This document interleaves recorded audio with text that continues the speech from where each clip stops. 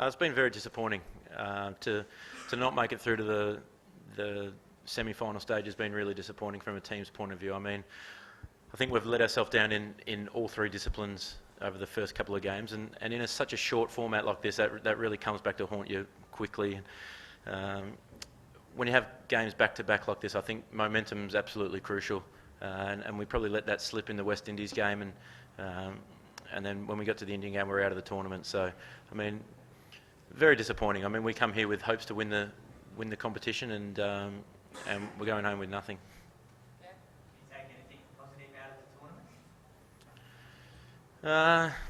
It's been difficult. I mean, I think the way that Glenn Maxwell's played throughout the series has been phenomenal. The way that everyone knows he can play, but I think this time he took it to a new level. So that's a huge positive. I mean, out of the first game especially, I don't think we could have played much worse, and we still got pretty close to an outstanding team in Pakistan who arguably have got the best bowling attack in the competition.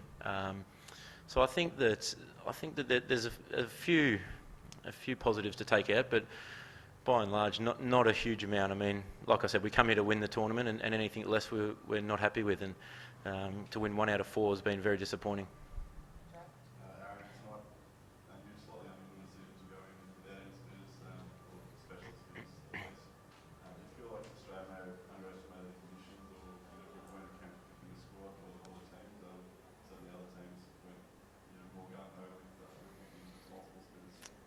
Yeah, I think that the side that we picked tonight was probably more horses for courses. I think Bangladesh are very good players of spin, and in these conditions probably haven't been exposed to the pace as often.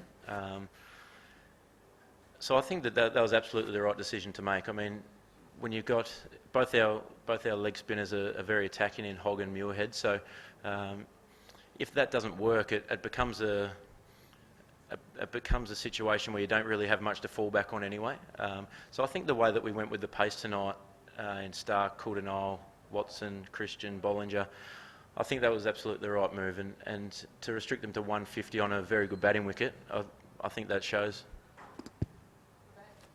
Yeah. Did you face any difficulty facing Tuskin, the new fast bowler, today? Yeah, it took us by surprise a little bit. I mean, he was quite fast.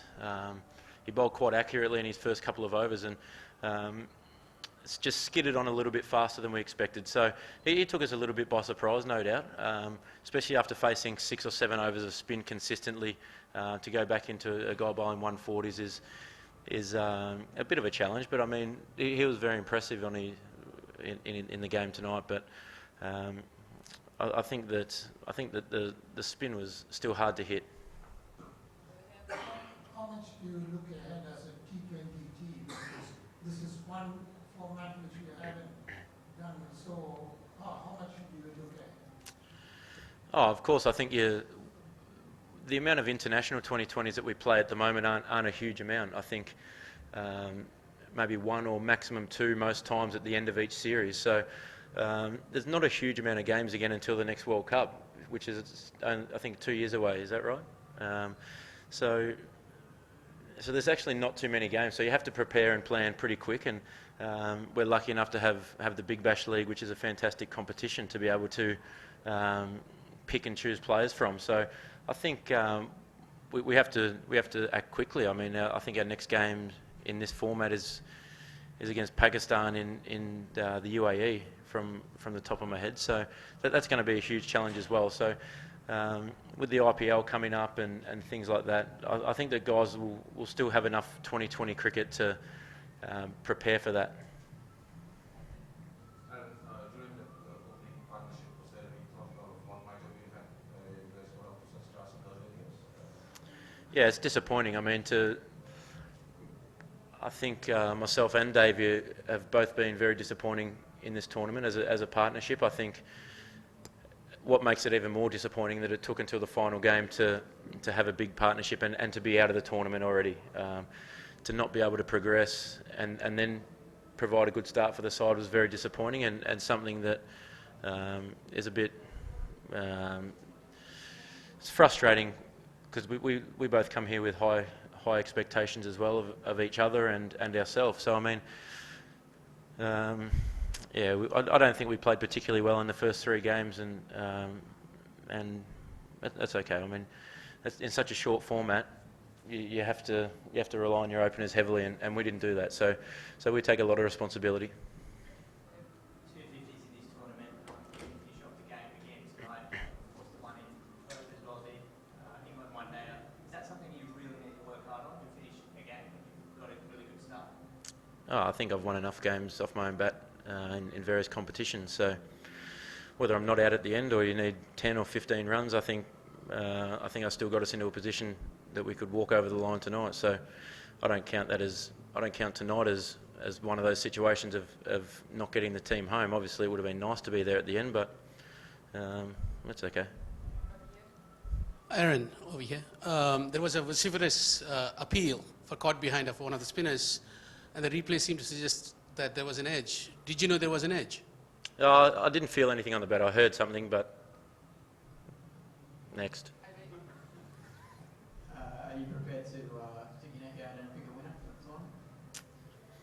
the I think whoever wins this game tonight, West Indies or Pakistan, will go a long way in the tournament. I think very good teams. India obviously been on fire with bat and ball. The way that their spinners are bowled and playing three spinners in these conditions. I mean, the teams coming from Chittagong have faced totally different conditions. The wickets have been very good there. There's been a lot of dew, so I think that'll pose the biggest challenge for that group in the huge condition changes. But it's pretty hard to go past India or Pakistan the way that they've both been playing at the moment. You were just talking about sort of scheduling 2020, obviously international clubs and domestic games. So scheduling right, do you think of it as international club? I mean, obviously there's probably no room to play more, I guess, but in some ways, some things does play